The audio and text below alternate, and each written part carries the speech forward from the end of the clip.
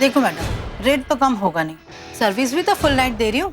और हाँ, सर्विस पूरी अच्छी मिलेगी, ये मेरी गारंटी है। आपको पता नहीं है मेरी लड़कियों के लिए लोग कहाँ कहाँ से आते हैं। जी देखिए, असल में मुझे रेट से कोई प्रॉब्लम नहीं। तो फिर क्या प्रॉब्लम है? वो असल में मेरी कुछ खास मांगे हैं। कैसी मांगे हैं मैडम, बोलो तो सही। जहां हम बड़े गर्व से हमारे समाज के उत्थान की, उसके विकास की बातें करते हैं, वही समाज हमारे भरोसे का रोज इम्तिहान लेता है। रोज हमारे सामने कुछ ऐसी घटनाएं पेश करता है जो हमें शर्मिंदा करके छोड़ देती है। क्या हो गया है हमारे ज़मीर को, हमारी नैतिकता को? एक औरत जिस्म के बाजार में खरीदार बनकर आई, आखिर क्यों? क्या मजबूरी थी? क्या ये महज एक इत्तेफाक था? हरगिज नहीं। इसकी यहां तक पहुंचने की कहानी इस समाज में मिली गंदगी और नीचता को आपके सामने लाकर खड़ा कर देगी। शादी के कुछ सालों बाद वो जोश, वो उत्साह और शादीशुदा जिंदगी फीकी सी पड़ने लगती है। इसीलिए हमें अपने रिश्ते में वो नयापन, वो ताजगी रखने के लिए प्रयास करते रहना चाहिए। कुछ ऐसी चीजें करनी चाहिए जो हमने पहले कभी ना की हो।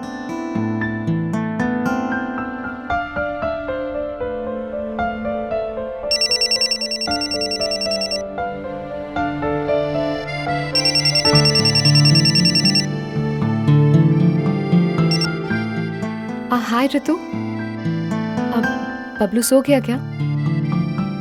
थैंक यू यार, प्लीज उसका ध्यान रखना, मैं सुबह आके उसे ले जाऊंगी। Okay, good night, bye.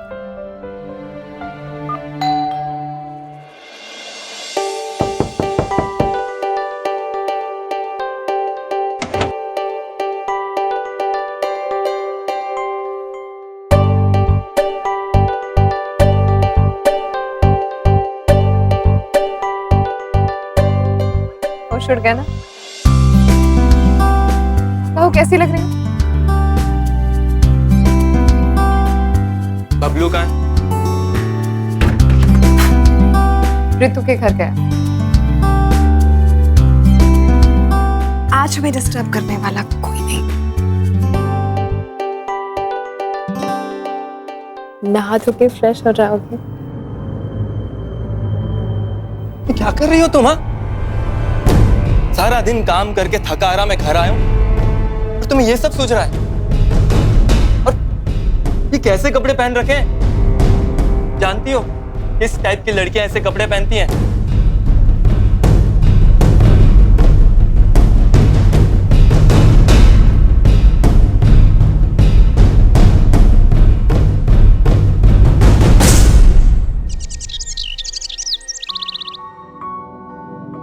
ऋतु, कुछ महीने पहले तक की बात थी। मेरे लिए फूल लेकर आते थे, बबलू के लिए गिफ्ट्स लाते थे। घर आते ही उनका चेहरा ना एकदम खिल जाता था। ऐसा लगता था पूरे दिन की थकान दूर हो गई। और अब लगता है ये इंसान कोई और ही था। यार नीरू, मुझे लगता है तू कुछ ज्यादा ही सोच रही है। ये तो हर शादी में होता है। पहले सब कुछ एक सपने जैसा लगता है और फिर बाद में बच्चे, पढ़ाई, उनकी देखभाल। शादी इसी को ही कहते हैं यार। नहीं ऋतु, तू समझ नहीं रही। मैंने तरुण के लिए सब कुछ छोड़ा, अपना परिवार, अपने लोग, अपनी पूरी दुनिया, सिर्फ इसलिए नहीं कि मैं यहाँ पर चूल्हा चौका करूं और बबलू को पढ़ाऊं। मैं ऐसा होने नहीं दूंगी। हमारी शादी, मैं अपनी शादी को बचा कर रहूंगी। मम्मा, पापा कब आएंगे? आज भी देर हो गई। पापा ने हमारे साथ खाना भी नहीं खाया, कब आएंगे? ऐसा करती हूँ, तुम्हारे पापा को फोन करके उनकी अच्छे से खबर लेती हूँ, ठीक है? तब तक तुम जाके रूम में वीडियो गेम खेलो।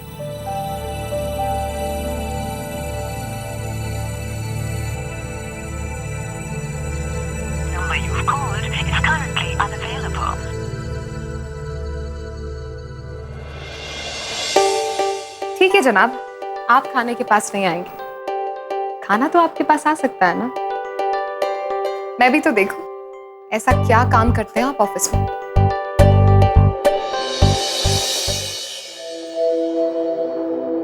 अब सुनिए, ये तरुण वर्मा का केबिन किधर है? मैम वो तो कुछ देर पहले ही ऑफिस से निकल गए। ऑफिस से निकल गए? कहाँ? I don't know.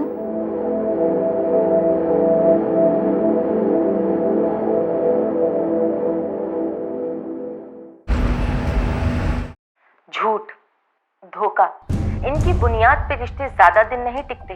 पर सवाल ये उठता है कि कोई साथी अपने साथी से झूठ क्यों बोलता है? क्या वो खुश नहीं है? क्या उसकी जिंदगी में कोई और है?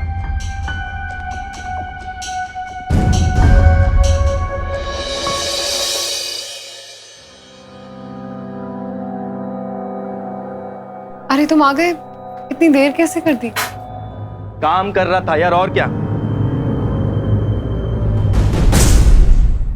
सुनो, कल सुबह मुझे बेरा घाट जाना है, ऑफिस प्रेजेंटेशन है। मेरा बैग पैक कर देना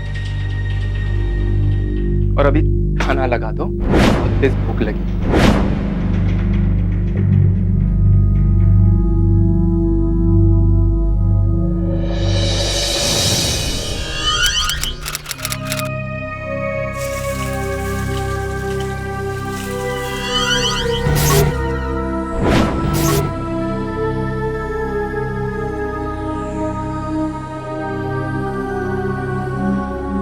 गुस्सा होने से पहले एक बार बात तो करके देखिए।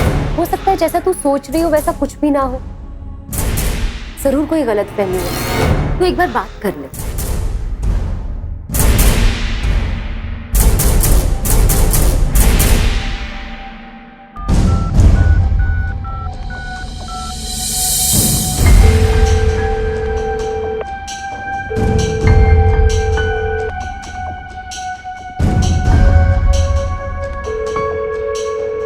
क्या है नीरू, बताया ना मैं ऑफिस के प्रेजेंटेशन में हूँ। हाँ हाँ मुझे पता है, पर मुझे तुमसे जरूरी बात करनी है अभी। अभी? जब मैं इतनी इंपॉर्टेंट क्लाइंट मीटिंग के बीच में हूँ तब? अरे आज हमारी सारी दवाइयों की डील फिक्स होने वाली है और तुम कैसी बातें कर रही हो? अरे तरुण डार्लिंग कम यार, आ जाओ यार, कितनी बातें करते हो फोन पे, कम ना। तरुण, हेलो।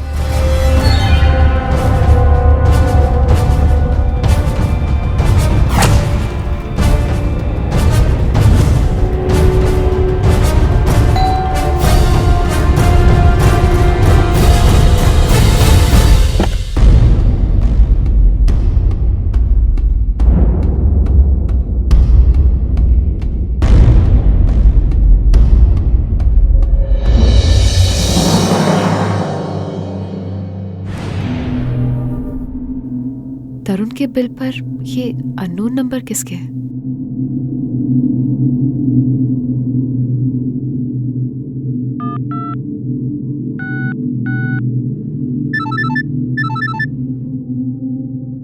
हेलो। हेलो। हाँ क्या है?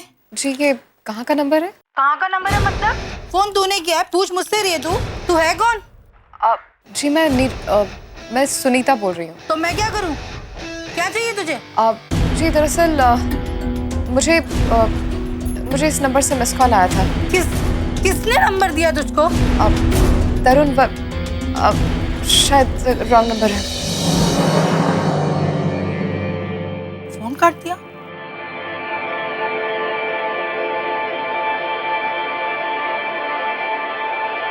हेलो। जी ये एक वाटर प्यूरिफायर आपको इंस्टॉल करवाना था, मैं मैकेनिक भेज दूं?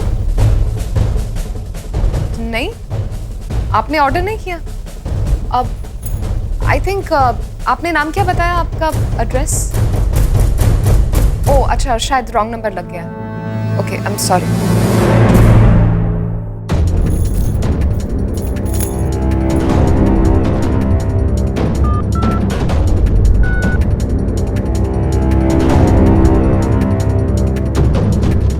हेलो।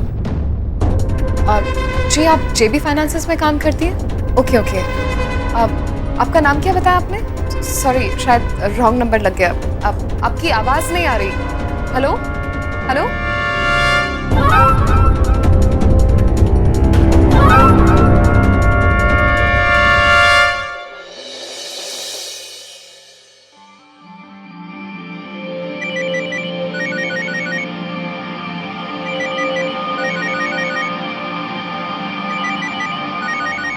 ये तो वही है जिस पे मैंने अभी कॉल किया था।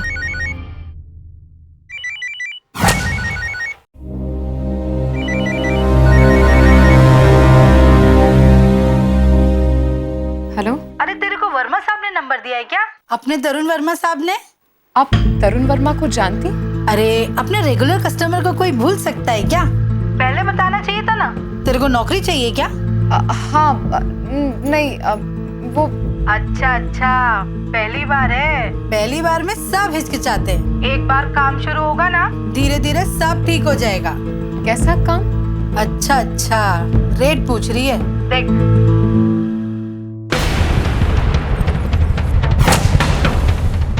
और एक बात का खास ध्यान रखना, कस्टमर वापस आना चाहिए। तरुण वर्मा आपके रेगुलर कस्टमर? फिर क्या, उनके आने के बाद तो हमारे बिजनेस में 4 चांद लग गए। अभी तो बेड़ा घाट गए 4 लड़कियों के साथ।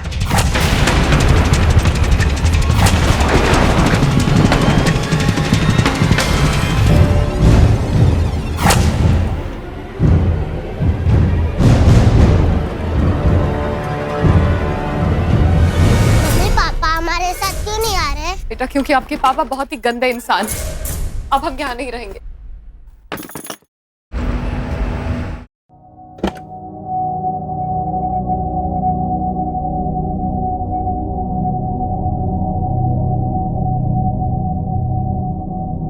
बस थोड़े दिन ऋतु, उसके बाद मैं कुछ न कुछ बंदोबस्त कर लूंगी। अब आजा, चल। मेरी पूरी जिंदगी बर्बाद हो गई ऋतु। मैंने सब कुछ छोड़ा इस आदमी के लिए, और ये हजारों रुपए लुटा रहा है उन लड़कियों पर। ये सब किया इसने मेरे साथ। यकीन नहीं होता नीरू।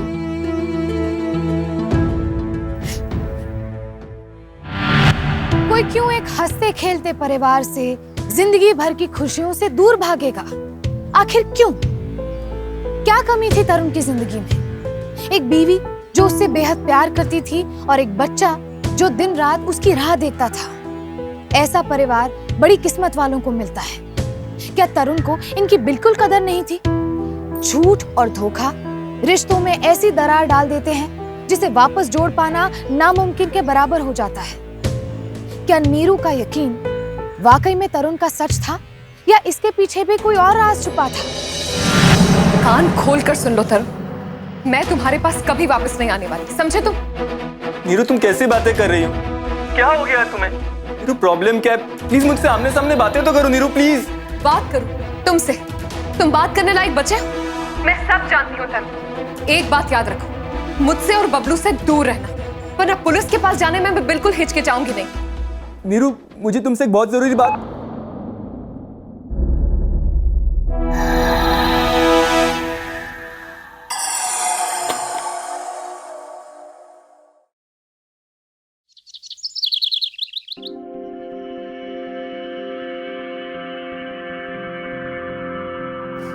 जल्दी मैंने जल्दी। फिर बोला, अरे सुनना नहीं बनना। नीरू चल मेरे साथ। क्या हुआ रे, तू परेशान क्यों लग रही है? मैंने कहा ना चल मेरे साथ। अरे पर हुआ क्या? चल। अच्छा सिर्फ उसको पकड़ो, मैं जब तक वापस आऊं फिनिश चाहिए मेरे को। चल। फिनिश। मिसेस वर्मा। जी मिसेस वर्मा, आपके पड़ोसियों ने बताया है कि आप यहीं मिलेंगी। देखिए इंस्पेक्टर साहब, अगर मेरे पति जेल में है तो मैं उनकी बेल के पैसे नहीं देने वाली। आप उन्हें वहीं रहने दीजिए। मैडम, शायद आपको हमारे साथ आना चाहिए। पर मैंने आपसे कहा कि मैं उनकी बेल के। आपके पति जेल में नहीं, तो फिर? उन्होंने आत्महत्या कर ली। उन्होंने बहुत सारी नींद की गोलियां खा ली थी।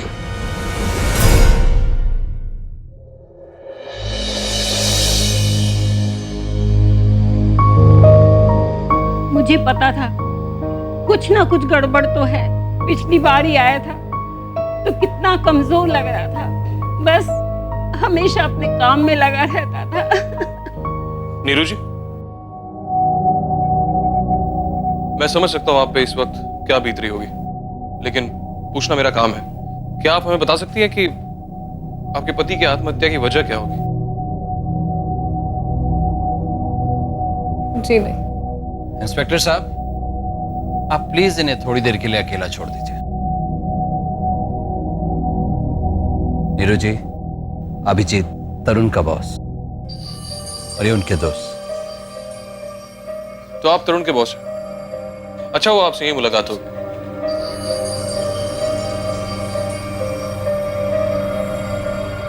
बहुत अफसोस है तरुण के जाने का।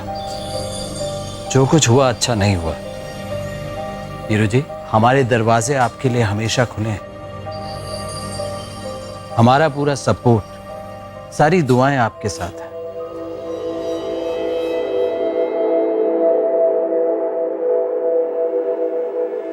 हाँ इंस्पेक्टर, बोलिए क्या काम है? जी हाँ मैडम, सारा अकाउंट आपके नाम ट्रांसफर हो सकता है। बस हमें कुछ जगह आपके दस्तखत चाहिए होंगे। आपके अकाउंट का टोटल बैलेंस है 5,70,000। 5,70,000? जी हाँ मैडम, सारा पैसा आप ही का है। हमें तो बस नहीं, मैं कुछ और सोच रही थी। तरुण के अकाउंट में इतने पैसे? ये देखिए मैडम, यहाँ आप सारा चेक कर लीजिए एक बार। सारे डिपॉजिट्स और विड्रॉल सब यहाँ लिस्टेड है। कब कितना पैसा जमा हुआ है, कब विड्रॉल हुआ है, सब कुछ यहाँ लिस्टेड है। एक मिनट, ये 75,000 रुपए इन्होंने कहाँ खर्च किए? 75,000 रुपए मैडम एक बार नहीं कई बार निकाले गए हैं। देखिए ना, देखिए। कब कब? देखिए, ये सबसे पहले 3 तारीख को। ये कैसे कपड़े पहन रखे हैं? जानती हो किस टाइप की लड़कियां ऐसे कपड़े पहनती हैं? देन उसके बाद ये 15 तारीख को भी निकले हैं। ये सोया क्यों नहीं अब तक? और तुम्हारा ध्यान कहाँ रहता आजकल? हाँ? और ये 75,000 रुपए आपके सेविंग अकाउंट से खर्च नहीं हुए मैडम। तो फिर? हर बार 75,000 रुपए की रकम निकालने के पहले 25,000 के 3 डिपॉजिट भी हैं। किसने किए? ये पैसा इनके ऑफिस से ही ट्रांसफर हुआ है मैडम। आप चाहें तो वहां जाके पता कर सकती हैं। नहीं, रहने दीजिए। यहाँ साइन कर लीजिए प्लीज। अरे फर्क नहीं पड़ता मतलब? तरुण का ऑफिस उसे गुलछर्रे उड़ाने के लिए इतने सारे पैसे क्यों देगा? तुझे पक्का यकीन है ना? हाँ ऋतु,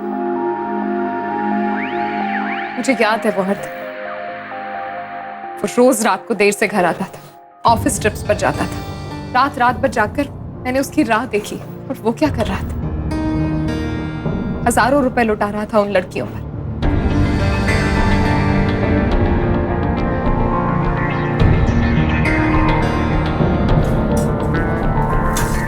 नीरू, तुझे जरा भी अजीब नहीं लग रहा कि इतने हजारों रुपए उड़ाने से ठीक पहले ही उसका ऑफिस उसके अकाउंट में ठीक उतने ही पैसे डलवाता था? ऋतु, उसने मुझे धोखा दिया, बबलू को धोखा दिया। अब उसके अकाउंट में ऑफिस पैसे डलवाता हूँ या आसमान से गिरते हो, क्या फर्क पड़ता है? खैर छोड़िए सब कुछ। ये बता कि अब तू रहेगी कहाँ? यही रहूंगी और कहाँ। क्यों? तेरे मम्मी पापा के घर क्यों नहीं? मम्मी पापा को तो पिछले 8 साल से मैंने नहीं देखा। अब मैं बबलू को देख कर आती हूँ। नीत, क्या हुआ? मम्मा, आपने सही कहा था कि पापा बहुत बुरा। पापा ने कहा था जब भी मैं बाहर जाऊंगा तेरे लिए चिट्ठी छोड़ के जाऊंगा, पर मैंने पूरा बैग चेक कर लिया। पापा ने कोई चिट्ठी नहीं लिखी है। पापा बहुत बुरा है। बेटा, तुम अपने रूम में जाके खेलो, मैं देखती हूँ, ठीक है?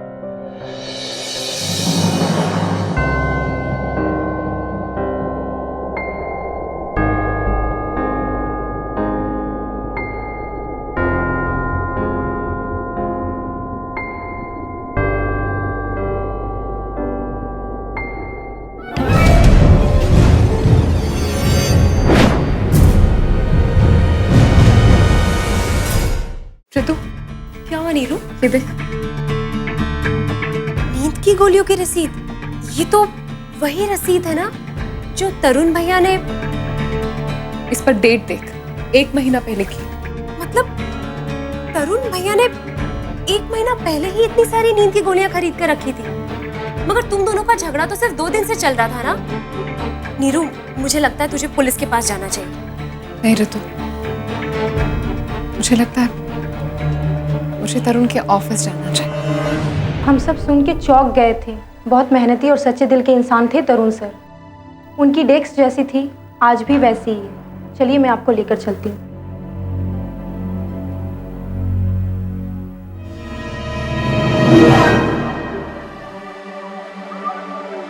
आपको उनका जो भी सामान ले जाना है आप ले जा सकती हैं।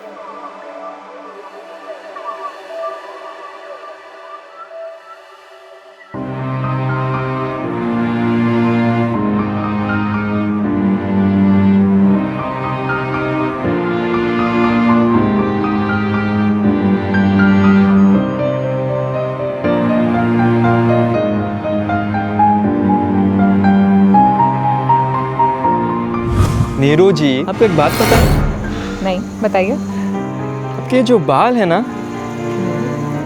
ये खुले हुए ज्यादा खूबसूरत लगते हैं। तो ये जो महाराज है ना, इन्हें आप मेरे पास ही रहने दीजिए।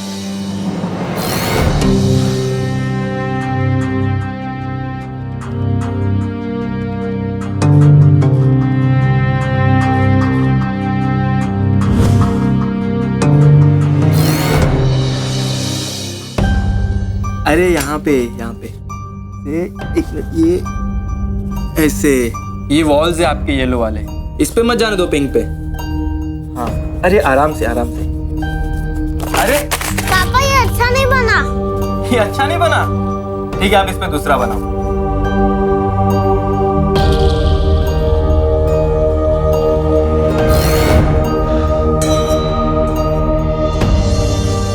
मैडम चलिए।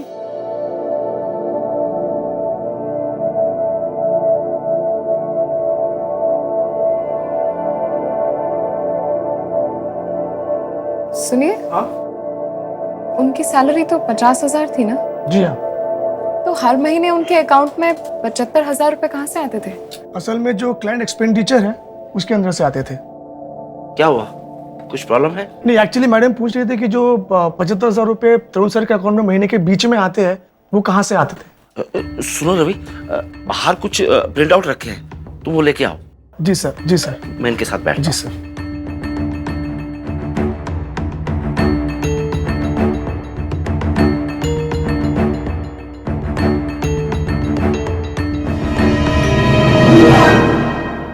हेलो जी, मैं सुनीता बोल रही हूँ। कुछ दिन पहले आपसे बात हुई थी जी। एक्चुअली मुझे तरुण वर्मा के बारे में कुछ बात करनी थी। तरुण Verma?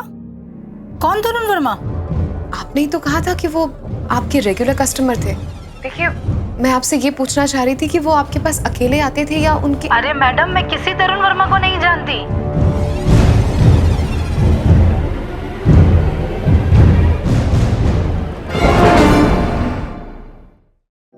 Sleeping pills. Madam, I do understand के सुसाइडल केसेस कॉम्प्लिकेटेड होते हैं, लेकिन इससे क्या लेना देना?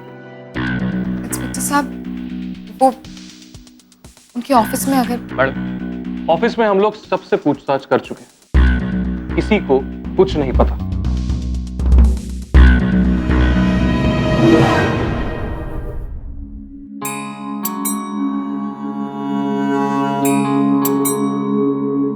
नीरू, तू ये क्या कर रही?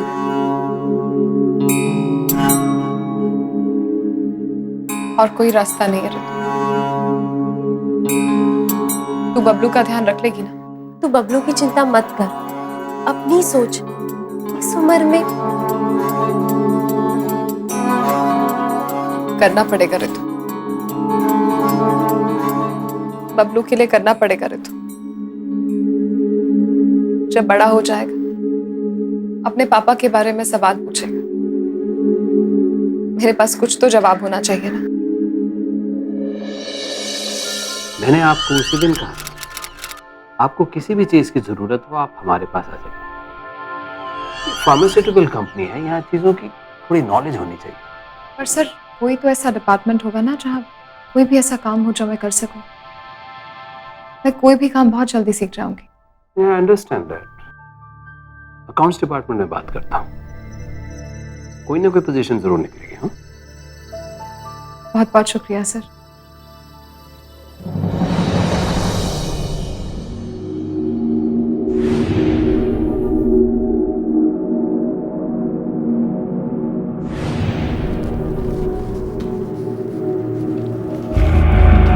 Ravi, hi ma'am. ये ऑफिस ट्रिप्स के लिए ज्यादातर कौन कौन जाता है? ऑफिस ट्रिप्स के लिए एक्चुअली मैम कंपनी के सीनियर जाते हैं। हम लोग को सब कहाँ नसीब होता है मैम।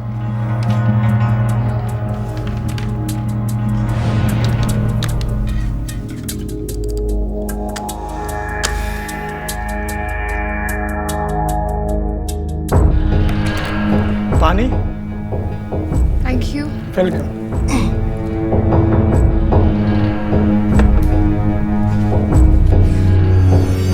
रवि, हाँ?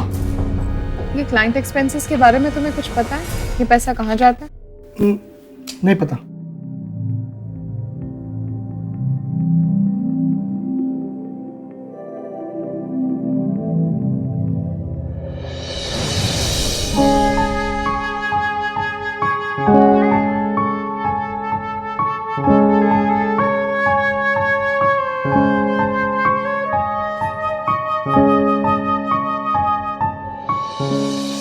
हम अपनी रोजमर्रा की जिंदगी में न जाने कितने ऐसे लोगों से मिलते हैं जो जिंदगी से, अपने हालातों से हार मानकर बस बैठे हुए हैं। और फिर हमारे सामने आती है नीरू की कहानी, एक साधारण औरत की असाधारण कहानी। वैसे अगर सोचा जाए तो ये सब करने से नीरू का पति वापस नहीं आने वाला था, ना उसका दर्द, उसकी परेशानियां कम होने वाली थी। तो फिर इतनी मेहनत क्यों? जवाब पाने के लिए, अपने पति की मौत के पीछे की सच्चाई जानने के लिए, अपने बेटे को उसके पिता की असलियत बता पाने के लिए। पर अगर तरुण की मौत के पीछे कोई राज छुपा भी है तो क्या उसे निकाल पाना इतना आसान होगा? क्योंकि पुलिस भी अब तक कोई गवाह, कोई सबूत नहीं ढूंढ पाई थी। लेकिन ये बात नीरू को रोकने वाली नहीं थी। नीरू तब तक नहीं रुकने वाली थी जब तक उसे असलियत का पता न चल जाए। नीरू की इस दृढ़ता को, उसके हौसले को मैं सलाम करती हूँ। मुझे आपकी मदद चाहिए। मुझसे कुछ भी पूछने से कोई फायदा नहीं है। मेरे से कोई भी जवाब नहीं मिलने वाले आपको।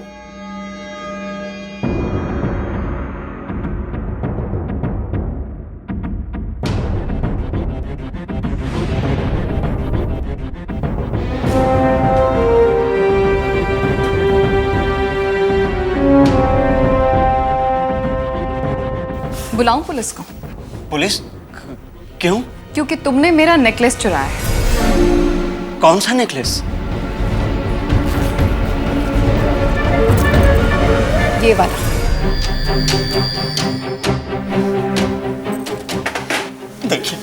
देखिए मुझे माफ कर दीजिए मुझे। मैंने आपका कुछ नहीं बिगाड़ा है। नहीं बिगाड़ा, लेकिन तरुण के साथ जो कुछ भी इस ऑफिस में हो रहा था तुम्हें सब पता था। उसके बावजूद तुमने अपना मुंह बंद रखा। मुझे सब कुछ जानना है, सब कुछ। तो सच ये है कि आपके पति ने आत्महत्या नहीं की, उन्हें मारा गया।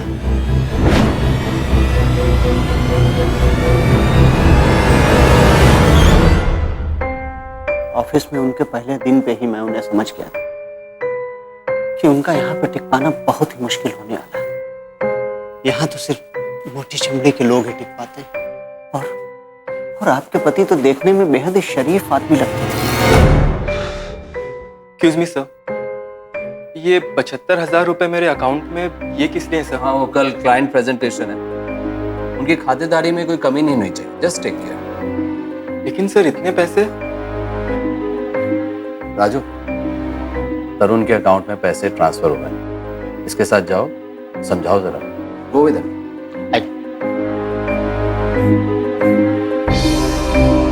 ये अंदर क्या बात हो रही थी और हम लोग कहाँ जा रहे थे? अरे सर, जो क्लाइंट लोग होते हैं खाने पीने के साथ साथ इनको थोड़ा मनोरंजन भी चाहिए होता है। अरे सर, नाच गाना, लड़कियां, बस।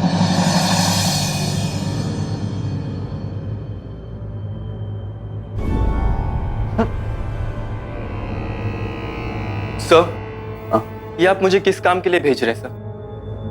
मैं ये काम नहीं करूंगा। तरुण, ये मिडिल क्लास मेंटेलिटी ना यहाँ नहीं चलने वाली। अपने पास ही रखो।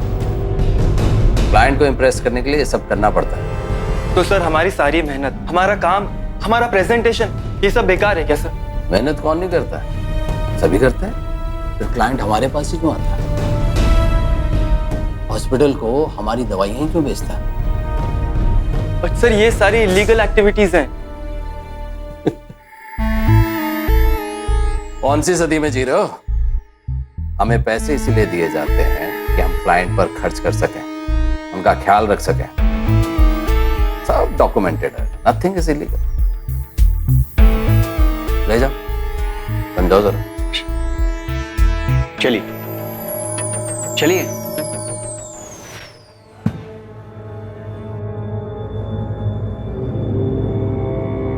साहब क्या बात है, परेशान क्यों? साहब टेंशन मत लो, हर बड़ी कंपनी में ये सब तो होता ही है। मैं पहले फैक्ट्री में नौकरी करता था, वहाँ भी यही हाल था। बस नाम अलग अलग होते हैं। कोई अपने क्लाइंट को खुश करने के भेस में पैसे खर्च करता है, तो कोई अपनी व्यापार की उन्नति के नाम पे उड़ाता है। बस मैं अवधेश साहब का सबसे खास, सबसे पुराना कर्मचारी। पिछले 15 सालों में मैंने ऐसी ऐसी चीजें देखी हैं कि अब तो कोई फर्क ही नहीं पड़ता। पर तरुण साहब, उनसे ये सब हजम नहीं हुआ।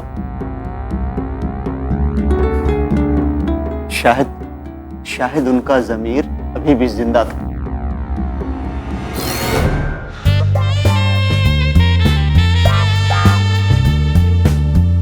हाँ बताओ साहब, कौन कौन सी लेकर जाओगे?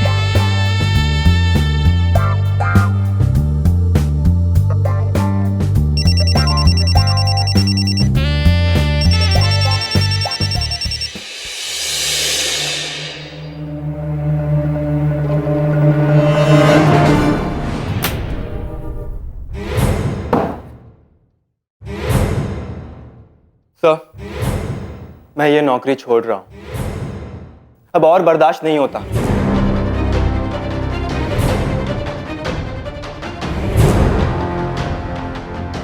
टिपिकल मिडिल क्लास मेंटालिटी, अपने आत्म सम्मान और अहंकार के नीचे दबे हुए।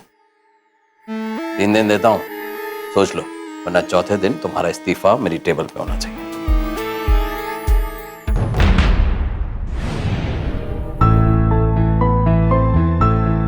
कहाँ रह गए थे तुम?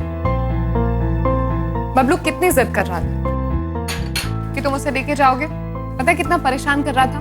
फिर बेचारे को मैं लेके गई डिनर और मूवी के लिए। तुम्हें आना चाहिए था ना। अच्छा सुनो, इंग्लिश मीडियम स्कूल वाले कह रहे थे कि 1 लाख रुपए डिपॉजिट देना पड़ेगा फीस के तौर पर, वरना एडमिशन नहीं होगा। हम इतने पैसे कहाँ से लाएंगे तरुण? अब प्लीज तुम ही कुछ करो, हमें बबलू को अच्छे स्कूल में पढ़ाना है।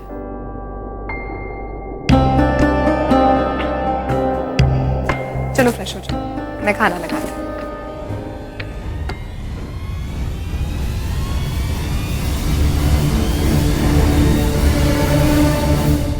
कहना आसान, पर नौकरी को असल में छोड़ना बहुत मुश्किल है। और आज के जमाने में कोई भरोसा नहीं कि दूसरी नौकरी मिले ना मिले। 3 दिन और तरुण भाई वापस ऑफिस में।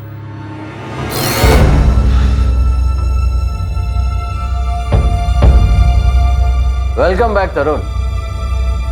आखिर अपने फायदे के लिए सही डिसीजन ले ही लिया। गुड। अच्छा हुआ तुम आ गए। आज ही क्लाइंट का फोन आया, फ्रेश स्टॉक की जरूरत है।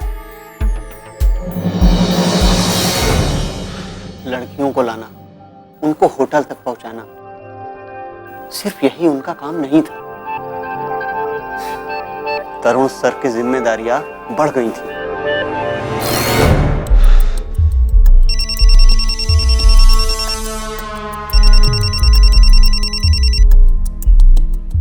क्या सर? तरुण कहाँ हो? सर मैं बस घर जा रहा था। पागल हो क्या? जल्दी आओ वापस।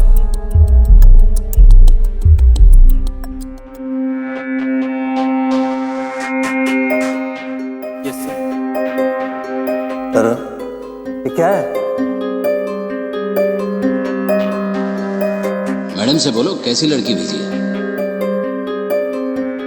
इसे मैडम के पास वापस पहुंचा के आओ। लेके जाओ। मूड खराब करके रख दिया सर।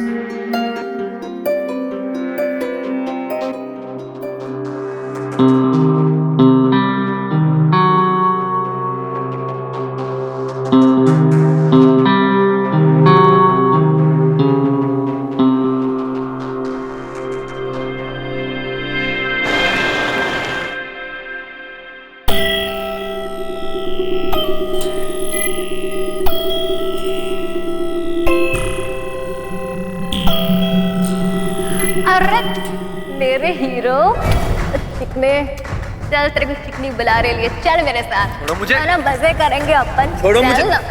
मैं चल मेरे हीरो। हमने कहा छोड़ो मुझे। अरे छोड़ो। अरे उन्होंने मुझसे कई बार बोला कि वो पुलिस के पास जाएंगे, रिपोर्ट करेंगे, पर बेरा घाट में जो हुआ वो उनके बर्दाश्त से बाहर था।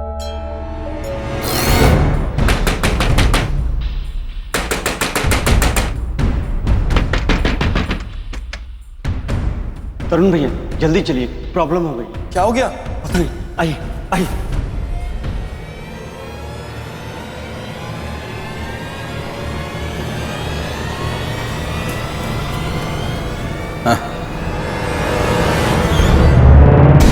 तरुण, इसको लेके जा।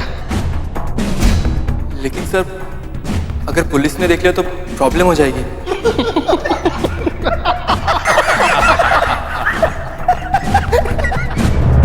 अगर पुलिस पूछे तो कह देना उन्हें हमें जवाब देना पड़ेगा। तो भाई आखिर यहाँ के मंत्री जो है हम। लेके जा, चल बड़ा।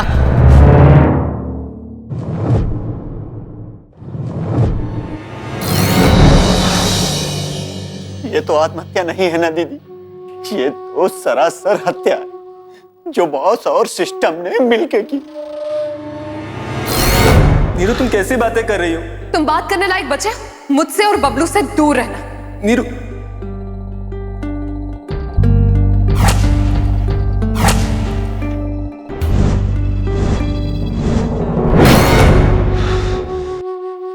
बॉस नहीं,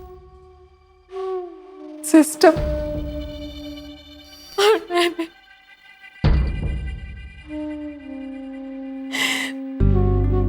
उन्होंने कई बार मुझसे बात करने की कोशिश की, मुझे समझाने की कोशिश की, बताने की कोशिश की, और मैं अपने गुस्से में अंधी हो गई थी।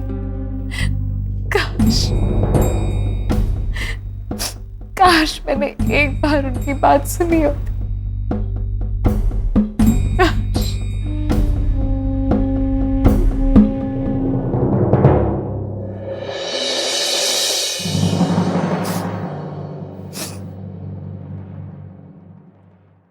तुम चलो मेरे साथ, तुम मेरे साथ पुलिस स्टेशन चलो अभी, उठो।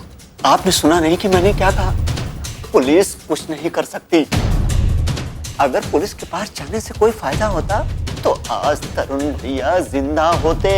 ठीक है, अगर पुलिस नहीं आएगी तो मैं मीडिया को बुलाऊंगी। सारे देश के सामने इन लोगों को नंगा कर दूंगी।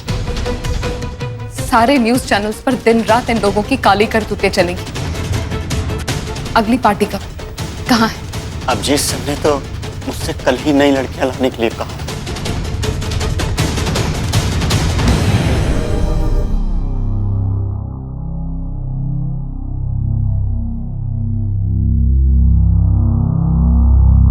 राजू को ढूंढ रही हो?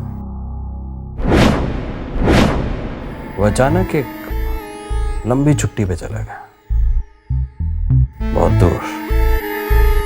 जो लोग इस ऑफिस की भलाई के लिए काम नहीं करते, उनकी यहां कोई जरूरत नहीं है। मेरा तुम्हारा टर्मिनेशन लेटर। इस ऑफिस में तुम्हारी कोई जरूरत नहीं है।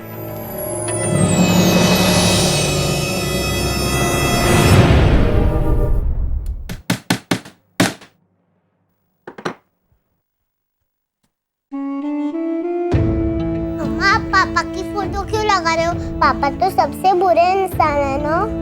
नहीं बेटा, तुम्हारे पापा सबसे अच्छे और सबसे बहादुर इंसान थे। देखना, कल सब उनकी बहादुरी के किस्से सुनाएंगे।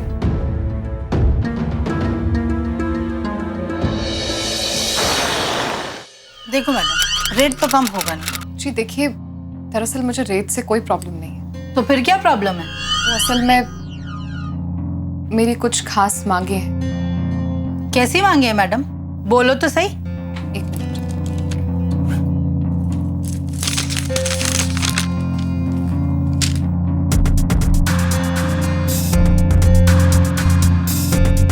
इन सारे एड्रेसेस पे लड़कियां भेजनी। बेसिकली इन 2 इयर्स में हमारा प्लान ये है कि हम कंपनी की एक ही प्रोडक्ट को फोकस करेंगे, उसके बाद हमारी और भी। यार आप अंदर किससे आ गए? अरे प्यून,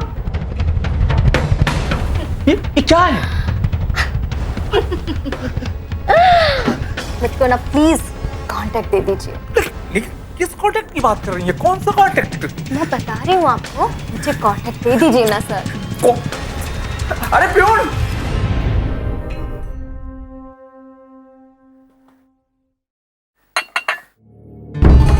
कौन कौन हो तुम? अरे ये क्या कॉन्ट्रैक्ट कब दे रहा है सर? किसने भेजा तुझे? अरे ये हटाओ ना। अरे कौन सा कॉन्ट्रैक्ट? सर कॉन्ट्रैक्ट कब दे? अरे छोड़ो मुझे। अरे कौन सा कॉन्ट्रैक्ट? मैं नहीं जानता कौन है ये। Sir contract. अरे कौन सा कॉन्ट्रैक्ट? चलो हटो यहाँ से। हमारे शेयर प्राइसेस की हालत देखिए, पूरे मीडिया में खबर फैल चुकी है, धज्जियां उड़ गई हमारी इमेज की। मेरी बात मानिए, मैंने नहीं भेजा उन लड़कियों को। वो मैडम खुद कह रही थी, डायरेक्ट ऑर्डर तुमने दिया है। ये है तुम्हारा तरीका बिजनेस बढ़ाने का, इससे पहले कि कंपनी को और शर्मिंदा होना पड़े। ये लो तुम्हारा termination letter. You are fired, get lost from here.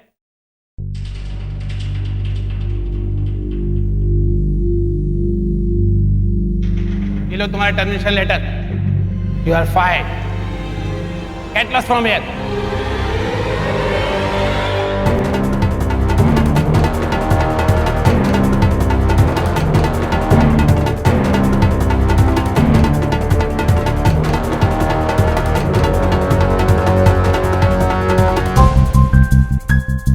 अब तो तुम्हारे बॉस चले गए ना, अब तो कोई डर नहीं। तो अब चलोगे मेरे साथ पुलिस के पास उनके खिलाफ कंप्लेंट करने को? सर कम से कम 10 से 12 लाख रुपए बॉस ने लड़कियों पे खर्च किया होगा। अच्छा, कौन कौन है इनके पीछे? सर मुझे इतना ही पता है बस। सर इस बेचारे को मार मार कर क्या हालत बना दी है इस अभिजीत ने। इसकी स्टेटमेंट रिकॉर्ड करो। यस।